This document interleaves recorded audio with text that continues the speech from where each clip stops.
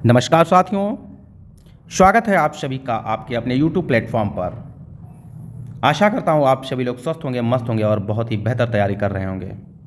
आपकी तैयारी को और बेहतर बनाने के लिए हम लेकर आए हैं आज बहुत ही बेहतरीन सेशन होएगा। आज का जो अपना विषय आप लोग जान रहे हैं, भारत का भूगोल, जिसमें हमारा प्रकरण रहने वाला है भारत का जो विभाजन हम लोग देख रहे थे, उसमें प्रायद्वीपीय भारत या प्रायद्वीपीय पठार को हम लोग पढ़ेंगे आज।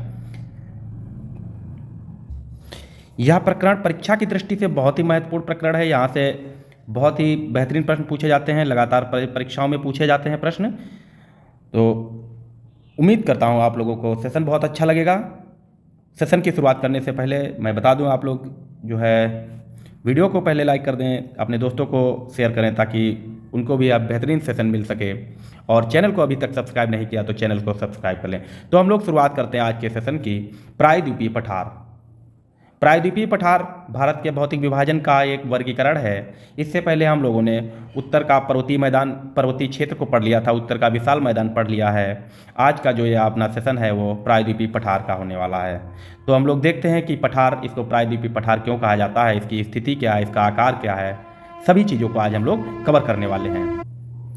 तो सबसे पहले हम लोग यहाँ प्रायद्वीपीय पठार के नाम की बात करेंगे कि इसे प्रायद्वीपीय पठार क्यों कहा जाता है। इसमें आप लोग देख पा रहे होंगे दो शब्द हैं, प्रायद्वीपीय और पठार। दोनों ही अलग अलग शब्द हैं, प्रायद्वीप किसे कहते हैं और पठार किसे कहते हैं। ठीक है, तो प्रायद्वीप पृथ्वी का या धरातल का वह हिस्सा जो तीन ओर से पानी से घिरा हो उसे हम लोग प्रायद्वीप कहते हैं। ओके, ऐसा भूखंड जो तीन ओर से समुद्रों या पानी से घिरा हो उसे हम लोग क्या कहते हैं, प्रायद्वीप कहते हैं। और पठार किसे कहते हैं, पठार वह स्थलाकृति है, पठार एक ऐसी स्थलाकृति है जहाँ पर जो समतल भूमि की अपेक्षा भूमि ऊंची उठ जाती है, भूमि ऊंची उठ जाती है और उसका जो ऊपरी भाग होता है वो सपाट हो जाता है। यदि ऊपरी भाग नुकीला हो तो पर्वत हो जाता है, और अगर वो सपाट हो जाता है तो उसी को हम लोग पठार कहते हैं। अर्थात उठी हुई ऊंची भूमि जिसका ऊपरी भाग समतल हो उसे ही पठार कहते हैं। ठीक है, अब इस मैप के माध्यम से हम लोग समझने की कोशिश करेंगे। इस मैप के माध्यम से हम लोग समझने की कोशिश करेंगे। आप यहाँ देख पा रहे हैं जो गुजरात से लेकर पश्चिम बंगाल तक, गुजरात से लेकर पश्चिम बंगाल तक ये जो भारतीय भूखंड है, जो भारतीय भूखंड है, ये तीन ओर से समुद्र से घिरा हुआ है, इसलिए ही इसे प्रायद्वीपीय भारत कहा जाता है। ये आप देख पा रहे होंगे, यदि हम इसको इस तरीके से बांट दें तो भारत का दक्षिणी हिस्सा प्रायद्वीपीय भारत कहलाता है। और इसी प्रायद्वीपीय भारत में पठार अवस्थित हैं। इसी प्रायद्वीपीय भारत में पठार अवस्थित होने के कारण इसे प्रायद्वीपीय पठार के नाम से जाना जाता है। आई होप समझ में आ रहा होगा। परंतु इसके अलावा भी हम लोगों ने भारत के भौतिक विभाजन में जब पढ़ा था तो आप देख पा रहे होंगे उत्तर का जो पर्वतीय क्षेत्र है, उत्तर का पर्वतीय क्षेत्र, उसके नीचे उत्तर का विशाल मैदान, उत्तर का विशाल मैदान हम लोगों ने देखा था। और उसके विशाल मैदान के नीचे ये जो संपूर्ण भाग आता है ये प्रायद्वीप भारत कहलाता है। परंतु विभाजन में जो है क्या था, पर्वतीय क्षेत्र था। 6 भौतिक विभाजन होते हैं, पर्वतीय क्षेत्र, मैदान, ठीक है, मैदान, फिर क्या आता है, प्रायद्वीपीय पठार आता है, प्रायद्वीपीय पठार आता है, भारतीय मरुस्थल आता है, भारतीय मरुस्थल, समुद्र तटीय क्षेत्र और द्वीप समूह। तो समुद्र तटीय क्षेत्र ये जो पश्चिम से लेकर पूर्व तक समुद्र के किनारे का क्षेत्र है इसे समुद्र तटीय क्षेत्र कहते हैं। ये भारत का भौगोलिक विभाजन है, इसको हम लोग अलग से पढ़ेंगे। आज हम लोग प्रायद्वीपीय पठार की बात करते हैं। इस तरीके से ये जो रचना बन रही है, जो आकृति बन रही है, ये जो आकृति बन रही है यही प्रायद्वीपीय पठार है। अब आप यहाँ पर देख पा रहे होंगे कि इसकी आकृति किस प्रकार से बनकर तैयार हुई है, इसकी आकृति किस प्रकार से बनकर तैयार हुई है। ठीक है, तो आगे इसको हम लोग देखते हैं। अब अगर हम लोग इस मैप के माध्यम से देखें तो ये कोस्टल एरिया जो है, समुद्र तटीय क्षेत्र जो है, इसको हम छोड़ देते हैं, इसकी बात नहीं करते हैं क्योंकि आप दूसरा भौगोलिक विभाजन है, दूसरा भौगोलिक आकृति है जिसको अलग से पढ़ा जाता है। तो यहाँ पर ये आप देख पा रहे हैं कि ये जो आकृति बन रही है, आकृति बन रही है और यहाँ मेघालय तक, ठीक है, ये इस तरीके से आकृति बन रही। तो क्या लग रहा है, 1 2 3 त्रिभुज आप लोग जानते हैं इस तरीके से। तो इसकी आकृति कैसी होगी, त्रिभुजाकार आकृति है। अगर प्रश्न में पूछा जाए प्रायद्वीपीय पठार की आकृति कैसी है, तो इसकी आकृति त्रिभुजाकार आकृति है। और इसे प्रायद्वीपीय पठार क्यों कहते हैं, तो ये भी आप लोगों को स्पष्ट समझ में आ रहा होगा। आई होप बेहतर समझ में आ रहा होगा। क्लियर। अब जो पठार होते हैं ये आपको बता चुका हूँ मैं, उठी हुई भूमि जिसका ऊपरी हिस्सा समतल हो जाता है उसे पठार कहते हैं। और इसकी औसत ऊंचाई जो होती है वो 600 मीटर से, पठार की औसत ऊंचाई क्या होती है, 600 मीटर से 900 मीटर तक होती है। ये भी ध्यान रखिए आप लोग।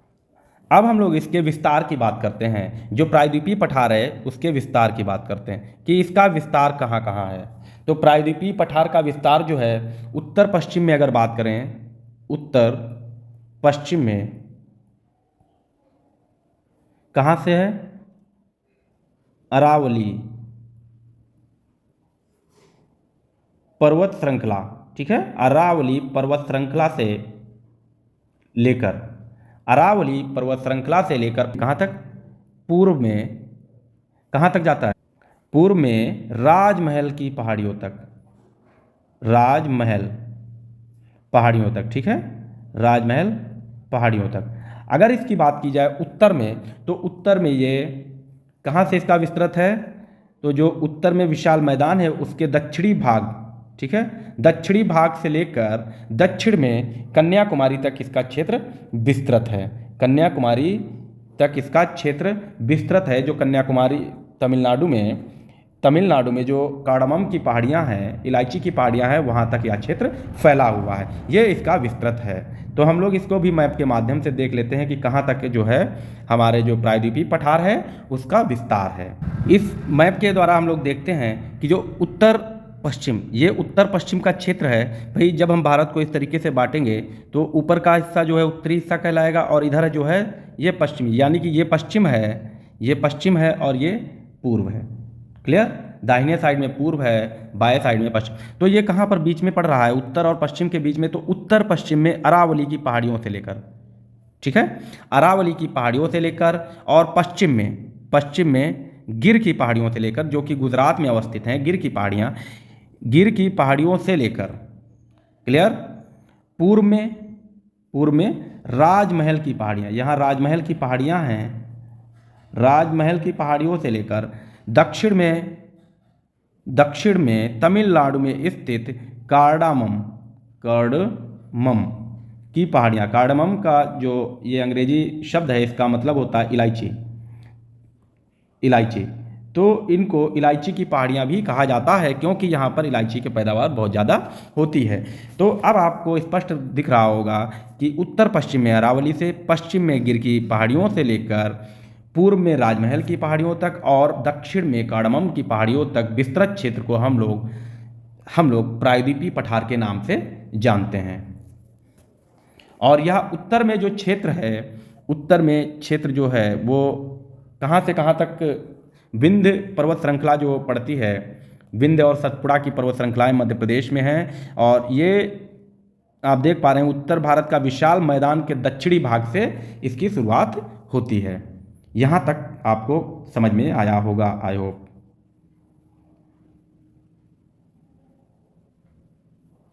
अब हम लोग जो बात करेंगे वो बात करेंगे निर्माण की, कि जो ये प्रायद्वीपीय पठार है इसका निर्माण कैसे हुआ है, ठीक है, इसका निर्माण किस प्रकार से हुआ है, इन चीज़ों को भी देखना ज़रूरी है। बात करें निर्माण की तो प्रायद्वीपीय पठार जो है, प्रायद्वीपीय पठार गोंडवाना लैंड का हिस्सा है, गोंडवाना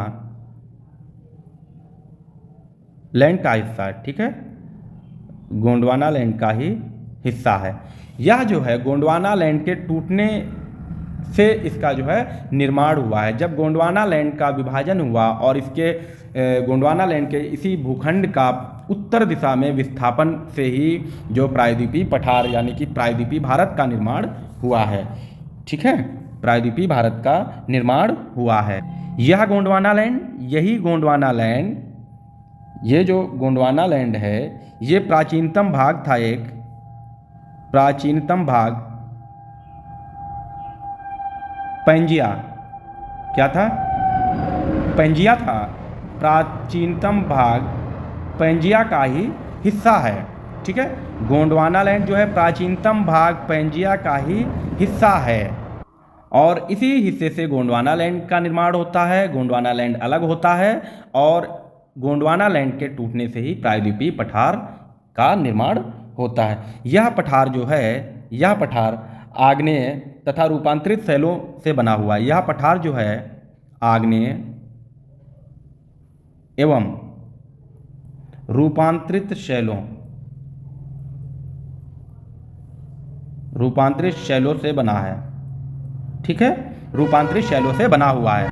अगर हम इसके निर्माण की बात कर लें तो प्राचीन काल में, पुरातन काल में हम लोग जो धरातल है यहाँ सिर्फ एक ही भूखंड हुआ करता था, भूखंड पाया जाता था। ठीक है, एक ही भूखंड पाया जाता था और यह भूखंड जो है समुद्र से चारों ओर से घिरा हुआ था और इसी समुद्र को क्या बोलते थे? पैंथालासा कहा जाता था। पैंथालासा कहा जाता था और यह जो भूखंड है इसे पैंजिया नाम दिया गया था। क्या नाम दिया गया था? पैंजिया। फिर जो है महासागरीय विस्थापन सिद्धांत के अनुसार, इसके अनुसार महासागरीय विस्थापन सिद्धांत के अनुसार जिसे वेगनर जी ने दिया था, वेगनर जी ने दिया था, उनके अनुसार यह पैंजिया जो है, यह पैंजिया दो भागों में विभाजित हो जाता है। क्लियर? दो भागों में विभाजित हो जाता है। उत्तरी भाग को अंगारा लैंड, उत्तरी भाग को अंगारा लैंड और इसके जो दक्षिणी भाग है इसे गोंडवाना लैंड कहा जाता है। गोंडवाना लैंड कहा जाता है। ठीक है, आई होप समझ में आ रहा होगा। फिर धीरे धीरे महासागरीय विस्थापन के कारण इस गोंडवाना लैंड के भूभाग फिर से अलग हो जाता है और यह भूभाग जो है, यह भूभाग धीरे धीरे पूर्व उत्तर की ओर विस्थापित होना प्रारंभ हो जाता है। विस्थापित होना प्रारंभ हो जाता है तो यह, अब हम अगर इस धरातल को दो भागों में विभाजित कर लें तो ये जो अंगारा लैंड का हिस्सा है ये इस तरीके से फैल जाता है एशिया महाद्वीप और यह भूखंड धीरे धीरे विस्थापित होकर कहाँ, यहाँ जो है अंगारा लैंड के ही क्षेत्र में आके चिपक जाता है। तो भारत की स्थिति ग्लोब मानचित्र पर जो है, ग्लोब पर, विश्व मानचित्र पर उत्तरी गोलार्ध पूर्वी देशांतर में पाई जाती है। ठीक है, आई होप अब आपको यह थ्योरी समझ में आई होगी। ठीक है, आगे हम लोग देखते हैं कि जो प्रायद्वीपीय पठार, इसके प्रमुख पठारों को देखेंगे। यहाँ पर अनेक पठार जो है अवस्थित हैं। इसी के साथ साथ अन्य धरातलीय स्थलाकृतियाँ भी हैं, अन्य धरातलीय स्थलाकृतियाँ भी पाई जाती हैं, जैसे कि भ्रंश घाटी। ठीक है, भ्रंश घाटी भी यहाँ पे पाई जाती है। नदियाँ बहती हैं, नदियाँ भी पाई जाती हैं। तो इनको, नदियाँ को जब हम लोग प्रायद्वीपीय पठार की या प्रायद्वीपीय भारत की नदियों का जो अध्ययन करेंगे वो हम लोग अपवाह तंत्र में करेंगे और भ्रंश घाटी को भी वहीं पर हम लोग पढ़ेंगे। आज हम लोग जो पढ़ेंगे वो प्रमुख पठार, तो हम लोग देख लेते हैं प्रायद्वीपीय पठार के प्रमुख पठार कौन कौन से हैं, इनको हम लोग देख लेते हैं। तो प्रायद्वीपीय पठार के प्रमुख पठार जो हैं इनमें देखिए आप लोग, बुंदेलखंड का पठार, मालवा का पठार। ठीक है, बुंदेलखंड का पठार, मालवा का पठार, बघेलखंड का पठार, छोटा नागपुर का पठार, शिलांग का पठार, दंडकारण्य का पठार, तेलंगाना का पठार, दक्कन का पठार और कर्नाटक का पठार। तो ये मुख्य रूप से इसके पठार हैं। ठीक है, मुख्य रूप से इसके पठार हैं। अब इन पठारों की भी अवस्थिति पूछी जाती है कि जो भारत में ये पठार कहाँ स्थित हैं, तो इनको भी हम लोग देख लेते हैं।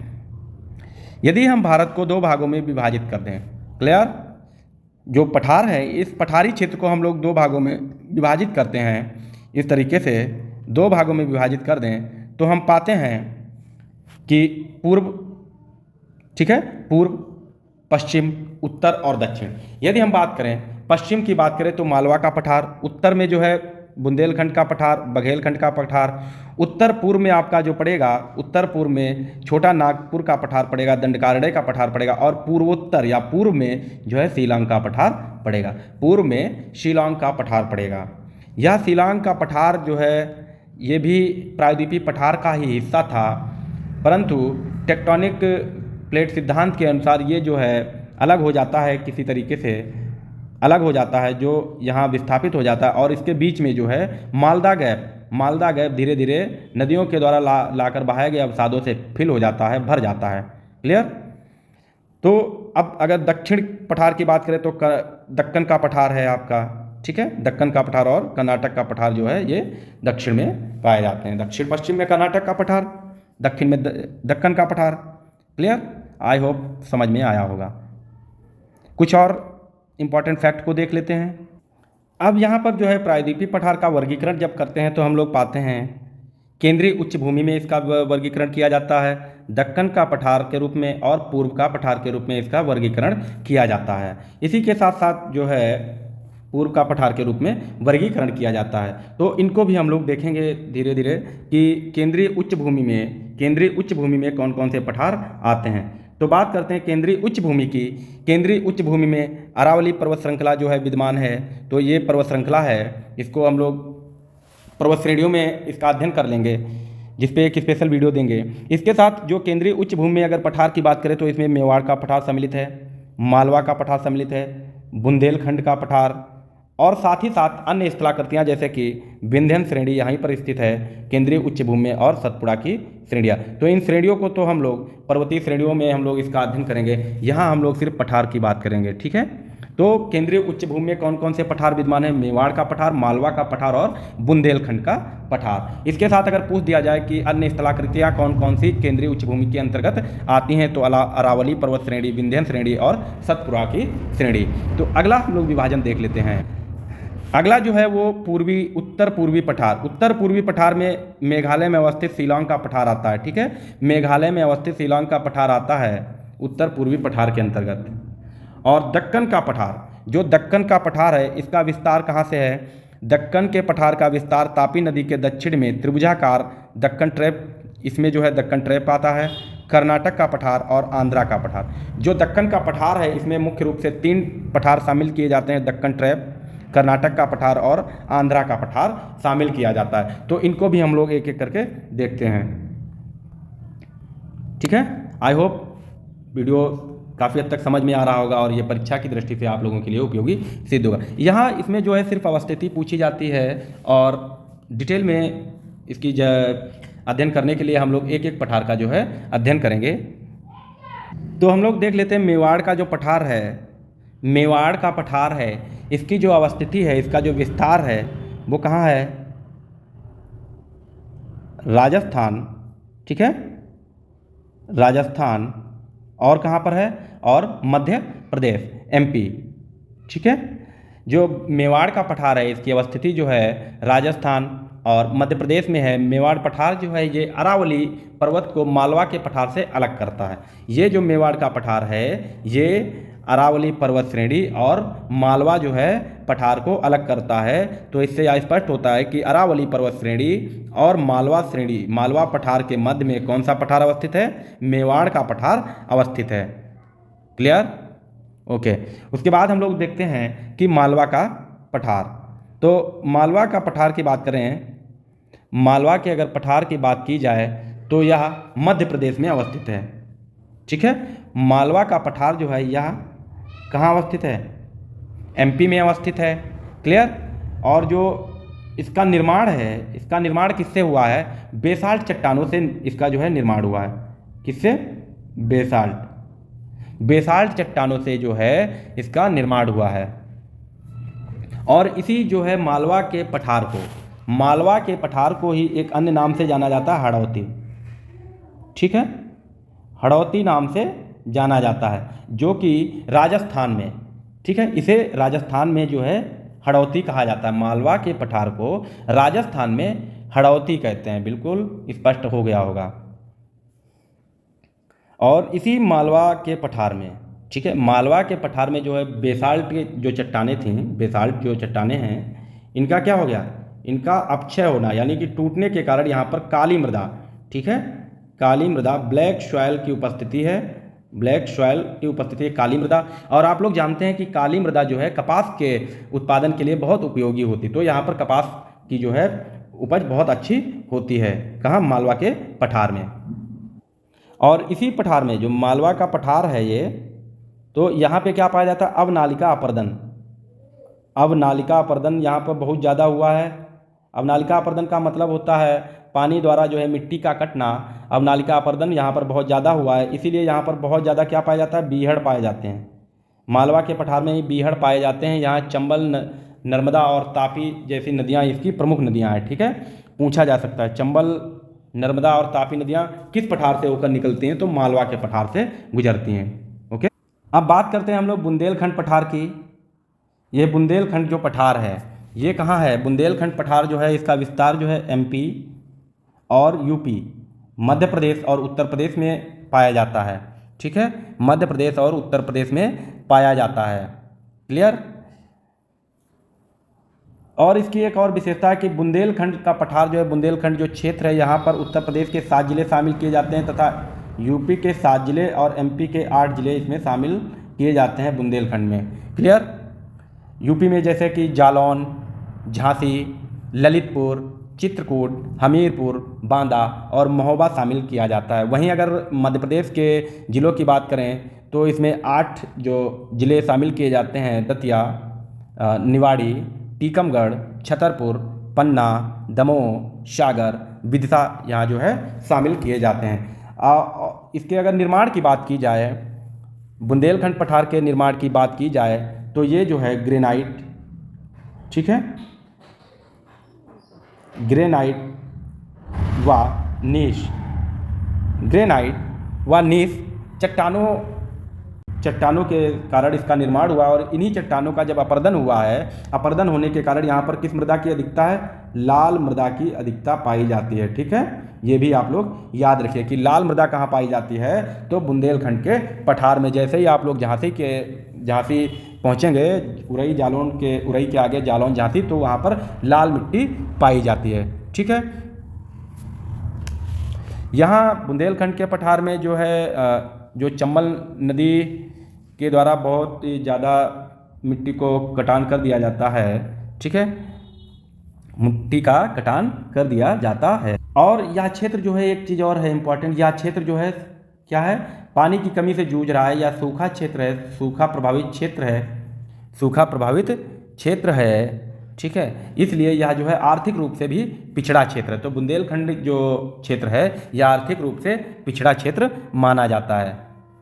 ओके, चलिए, वीडियो बहुत लंबा होता जा रहा है तो आज के लिए इतना ही रखते हैं। आगे नेक्स्ट वीडियो में हम लोग क्या क्या पढ़ेंगे ये हम लोग देख लेते हैं। नेक्स्ट वीडियो में लेकर आएंगे मेघालय या शिलांग का पठार पढ़ेंगे। वहीं हम लोग छोटा नागपुर का पठार कवर करेंगे। बहुत ही छोटा नागपुर का पठार जो खनिज संपदा से परिपूर्ण है, भर भर के यहाँ पे खनिज पाए जाते हैं, तो इसको हम लोग पढ़ेंगे। इसके साथ ही दंडकारण्य का पठार पढ़ेंगे, दंडकारण्य का पठार पढ़ेंगे। ठीक है, दंडकारण्य का पठार, दक्कन का पठार,